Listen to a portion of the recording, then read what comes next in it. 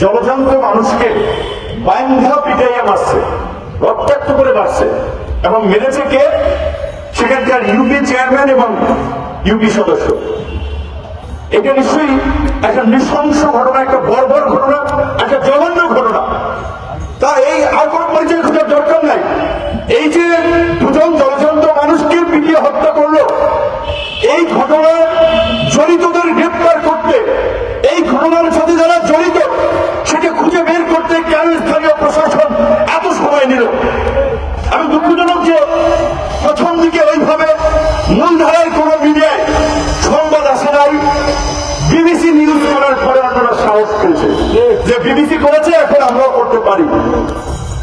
তো তাহলে এইভাবে মানুষকে পিটিয়ে মারবে, সেখানে তো সংবাদ হবে না, সেটা নিয়ে স্থানীয় প্রশাসন তৎপর হবে না, সেটা নিয়ে কথা বলা যাবে না। স্থানীয় কয়েকজন লোককে পাঠিয়েছিলাম আমাদের সংগঠনের, তারা স্থানীয় লোকজনের সাথে কথা বলেছে, বলছে যে ভাই ভয়ে ওইখানে কেউ কথা বলতে চায় না, মুখ খুলতে চায় না। কিন্তু শেষ পর্যন্ত যে ঘটনাটি ঘটল লোকসভা নির্বাচনের আগের দিন, এইখানে যদি ওইখানকার মুসলমানরা যদি এটাতে রিয়াক্ট করত, হিন্দু মুসলিম একটা দাঙ্গা শুরু হয়ে যেত না। কিন্তু আমার একটা কথা সারা দেশের মানুষকে আমরা এখানে বলতে চাই, এই যে কতিপয় হিন্দু দুর্বৃত্ত এই ঘটনা ঘটালো, নিশ্চয়ই এর জন্য সমগ্র হিন্দুরা দায়ী না। এখানকার ভারতীয় মদতপুষ্ট বুদ্ধিজীবী দলের বুদ্ধিবিশ্বরা এই সাম্প্রদায়িক ঘটনা হিসেবে পত্র পত্রিকায় চিহ্নিত করার চেষ্টা করে, টক্স গরম করার চেষ্টা করে, জাতীয় বিভাজন, সামাজিক বিশৃঙ্খলা, নৈরাজ্য সৃষ্টি করার চেষ্টা করে। সাম্প্রদায়িক ঘটনার একটা ব্যাপ্তি আছে, ব্যাপকতা আছে। আর সাম্প্রদায়িক ঘটনাকে আপনি তখন সেটাকে সাম্প্রদায়িক হিসেবে বলতেন যখন দুটো সম্প্রদায়ের মধ্যে সেই ধরনের সংঘাত হচ্ছে, সহিংসতা হচ্ছে, সেই ঘটনাগুলোকে আপনি সাম্প্রদায়িক ঘটনা হিসেবে বলতে পারেন না। ছোটখাটো ঘটনা, ব্যক্তি পর্যায়ে রেশারেশি, ব্যক্তি পর্যায়ের কোন বিদ্বেষ থেকে একটা ঘটনা ঘটে, সেগুলোকে সাম্প্রদায়িক হিসেবে বর্ণনা করে, বিশেষ করে মুসলমানদের উপরে তো প্রধানত চাপানো হয়। কাজে ভণ্ড প্রতারক এই বুদ্ধিজীবী নামক বুদ্ধিবেশ্যাদেরকে চিহ্নিত করতে হবে।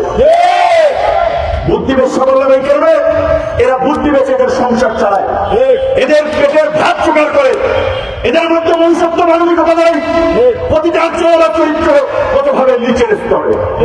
কাজী এই যে একটা সাম্প্রদায়িক দাঙ্গা এবং সাম্প্রদায়িক উস্কানির পরিবেশ তৈরি করা হচ্ছে, সেই বিষয়ে আমাদের প্রত্যেককে সতর্ক থাকতে হবে। এবং একই সাথে সরকারকে আমরা বলতে চাই, যদি সরকারের কোন মদত সংশ্লিষ্টতা না থাকে, অনতিবিলম্বে এই ঘটনার প্রকৃত রহস্য উন্মোচন করে জাতির সামনে তুলে ধরতে হবে। কারা কারা এই ঘটনায় জড়িত, কিভাবে এই ঘটনা ঘটেছে, কারা মদত দিয়েছে, তার পূর্ণাঙ্গ তদন্ত প্রতিবেদন জাতির সামনে হাজির করতে হবে। তার জন্য আমরা দল দ্বারা বিচারক নয়, মানকের মতো বিচারপতি নয়, ওই যে বিচারপতি যে মানকা ছিল, নিরপেক্ষ বিচারকদেরকে দিয়ে আমরা বিচার বিভাগীয় তদন্তের দাবি জানাই। একই সাথে আজকে শ্রমিক অধিকার আওয়াজ তুলেছে, এই আওয়াজকে জারি রাখার জন্য আহ্বান জানাই। আজকে আপনারা দেখেছেন গত বছর মজুরি বৃদ্ধির আন্দোলন করতে গিয়ে 5 জন শ্রমিক নিহত হয়েছে। বাংলাদেশে এত এত ট্রেড ইউনিয়ন, এত এত সংগঠন, শুধুমাত্র বিদেশি ধান্দায় তারা এই সমস্ত ট্রেড ইউনিয়ন ধ্বংস করে, যে একটা সেমিনার টেমিনার করে কার্যত শ্রমিকদের কোন সুযোগ সুবিধা অসুবিধা নিয়ে তারা পাশে নেই। আজকে এই যে 2 জন শ্রমিককে পিটিয়ে মারা হয়েছে, কয়েকটা শ্রমিক সংগঠন রাস্তায় দাঁড়িয়েছে, কয়েকটা শ্রমিক সংগঠন প্রতিবাদ করেছে। তাহলে শ্রমিক সংগঠনগুলোর কাজ কি?